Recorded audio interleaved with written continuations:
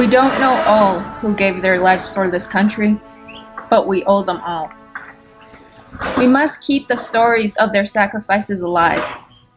Without their stories, we forget the past, and their lives are lost. Navy pilot Ensign Eugene Matthew Stegmann died on July 28, 1945, when his plane crashed near Mill Atoll of the Marshall Islands. But his story is not lost. Eugene Stegmann was born in Marshalltown, Iowa, on September 3, 1921, to parents Sylvester and Hazel Stegmann. Stegmann was raised in the working class. During the Great Depression, he was taught an important lesson by his father. You work, starve. Therefore, most of his childhood was focused on working hard. Every day after school, he helped his father in their family-owned S.M. Stegmann Hardware Tin Shop. Stegmann also enjoyed the outdoors with his younger brother Howard, being very active in hunting and fishing. But like many other kids, he dreamed. He dreamed of one day becoming a commercial airline pilot, flying past the skies, over the oceans, and into a new world. At that time, in the Midwest, small airstrips were common, and learning to fly was too. Stegmann learned how to fly at Niederhauser Airfield, a small airstrip on the north side of Marshalltown. In 1939, he graduated from Miller High School at the age of 17. After his graduation, he worked for his family business, but the bombing of Pearl Harbor on December 7, 1941, changed the trajectory of his life dreams. Ensign Stegmann swiftly enrolled as a cadet at Cornell College in Iowa for 1 year, and then later received flight training at the University of New Mexico, where a V-5 Naval Aviation School was established. 2 weeks after finishing his naval aviation training as a cadet, Stegmann formally enlisted at the U.S. Naval Reserve on August 27, 1943.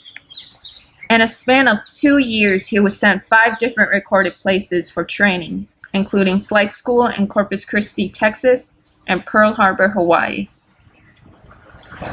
Finally, as a Navy ensign, Eugene Stegmann was sent off to the Marshall Islands in 1945 as part of the Navy Scouting Squadron 66. Between July 8th and 28th, Stegmann completed 5 strafing runs. In a letter to Stegmann's parents, Secretary of the Navy James Forrestal stated, Ensign Stegmann skillfully maneuvered his plane in bold defiance of the frequent and intense anti-aircraft fire from hostile installations, and repeatedly launched his vigorous bombing and strafing attacks, inflicting serious and costly damage on Japanese-held bases in this strategic area. On each of these missions, he secured important information concerning concentrations of enemy anti-aircraft positions and personnel. As well as strafing missions, Stegmann participated in dropping psychological warfare leaflets over Watoja and Malurlap Atoll between July 8th and 12th. On the early morning of July 28, 1945, Ensign Stegmann set off in his SB-2C-4 Helldiver with his gunner, Ralph D. Fox, and another Helldiver pilot as his wingman. They flew out for their daily search on Malurlap and Watoja Atoll and made 4 strafing runs by 9:45 a.m. The 2 planes continued on their search of Mill and Jelliwet Atoll, making 4 strafing runs and bombing the outer islands at 12 p.m. After the bombing, Stegmann radioed his wingman and said he would make an additional pass over Alu Island before going back to base. He made a tight left turn at an altitude of 300 feet. The plane began to spin out and landed upside down 150 yards away from the island. The plane immediately sank and showed no signs of survivors. Stegmann wingman circled the crash area for 2 hours, waiting for a rescue ship to arrive.